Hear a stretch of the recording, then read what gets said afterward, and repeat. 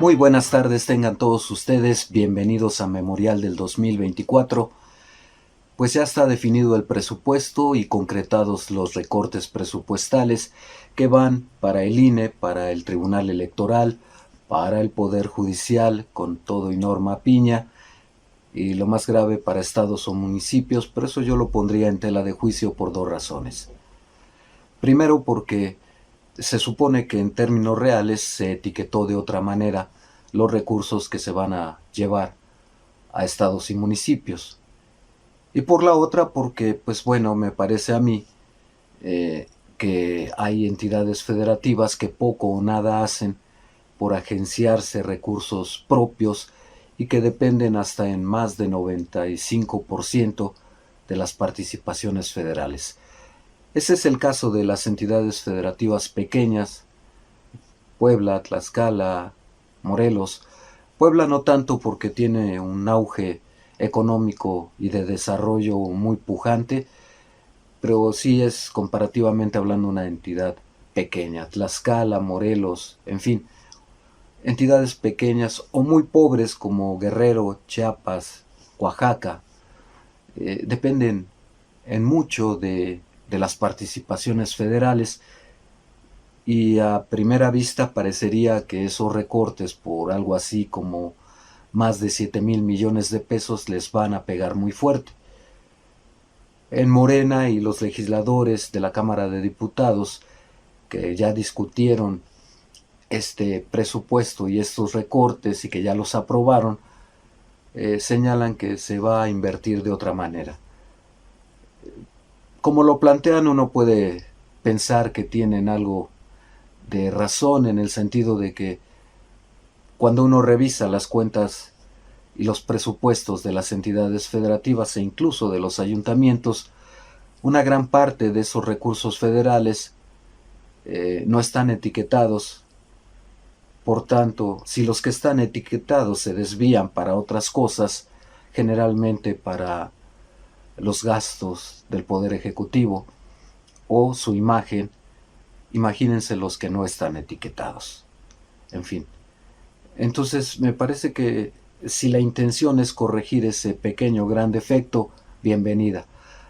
Pero si no, qué golpazo para las entidades federativas y los municipios, sobre todo porque no son capaces de obtener recursos por sí mismos esos estados, como no sea aumentando o creando nuevos impuestos o sacándoselas bajo la manga, por ejemplo con el predial, cuando dicen muy ufanos que no habrá incremento en el impuesto predial, pero sí le suben a la base, a la base catastral. Al aumentar el valor de la propiedad, pues aumenta por tanto el pago, pero no subimos impuestos. Fuera de eso, la tenencia y algunos otros impuestos como el de la nómina que cobran las entidades federativas, párenle de contar. No hay mucho de dónde atenerse para llenar las arcas estatales y municipales. Y además mal recaudado, porque no siempre se tiene el recurso suficiente para montar oficinas en distintas regiones de la entidad. Se supone que cada municipio cobra su propio impuesto, sus propios impuestos, y el Estado cobra los suyos. En fin, hubo temporadas en que gobernadores decían: yo que tengo más capacidad, entre comillas, yo cobro todos los impuestos en el Estado, llámese como se llame, y después se los reparto. Ese después nunca llegaba. Por eso la mayoría se negaba. Y por eso la confrontación entre municipios y Estado. Hay otro problema con eso, porque las participaciones federales recaen primero en los gobiernos estatales y estos lo dispersan entre los ayuntamientos. Yo sigo preguntándome qué necesidad del intermediarismo, sobre todo cuando el Estado lo retrasa contra adversarios o no se los da. y a los aliados o aquellos en quienes lo tiene algún interés para que destaquen, pues lo reparte rápidamente. Tramposas maneras de repartirse los recursos. Yo quiero creer que efectivamente, como dicen los legisladores federales, particularmente de la alianza de Morena, el Verde y el PT, pues esto se va a corregir. Se acabaron los moches a los legisladores, ahora vamos a acabar con ese intermediarismo. Espero que así sea, por el bien de los propios estados y de los municipios. Pero siempre bajo la exigencia. Hubo años atrás en los que el gobierno de la República decía: en la medida que recaudes, ahí va el reparto del presupuesto. Los obligaban a tratar de recaudar. Y a mayor recaudación, mayor financiamiento del gobierno de la República. El problema, insisto, es que pues los gobiernos estatales o aumentan impuestos, se sacan otros de la manga, o los ya existentes los quieren incrementar. Parece un callejón sin salida mientras no haya un federalismo fiscal, pero también esta parece la panacea, porque si hubiese un reparto a estados y municipios sin controles y con manejo financiero a discrecionalidad, de poco sirve. Si uno revisa las deudas de las entidades federativas, lo mismo tienen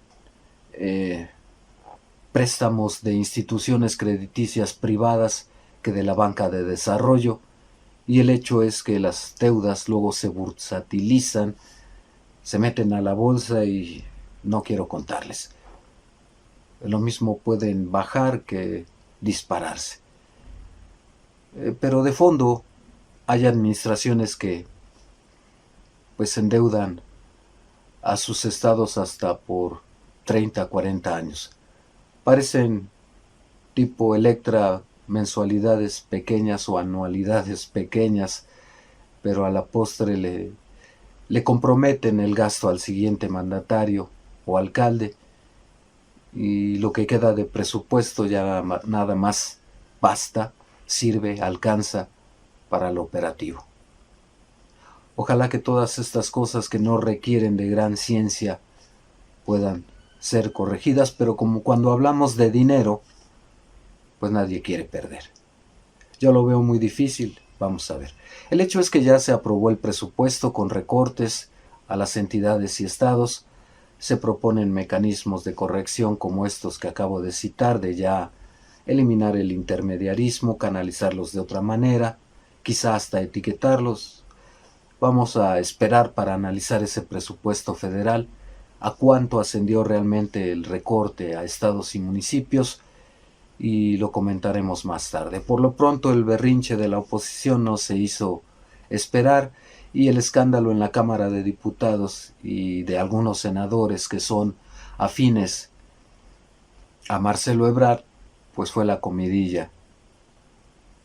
Precisamente por el escándalo y por los gritos, por las injurias, por simplemente sentirse dolidos cuando ya se estaban incluso aliando a la oposición para repartirse un pedazo del presupuesto.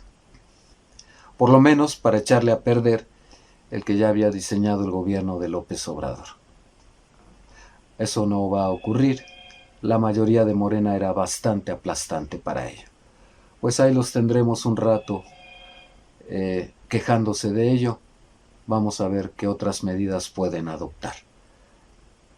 Los amparos van a estar a la orden del día y otra vez el Poder Judicial estará en el centro de la atención. En fin, bueno, pues vamos a ver qué ocurre. Yo los invito a que este fin de semana, si Dylan se repone de un malestar en la garganta, nos acompañen para otra charla.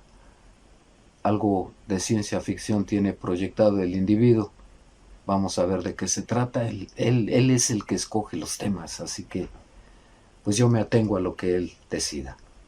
Pero hasta ahora me ha parecido interesante y yo espero que a ustedes también, así que les reitero la invitación para que nos acompañen el fin de semana en otra de esas charlas con música que tanto, por lo menos a él y a mí, nos gustan y nos entretienen. Hasta aquí por ahora. Cuídense mucho. Líneas de contacto, críticas, comentarios son bienvenidos. Acompáñenos el fin de semana. Hasta entonces.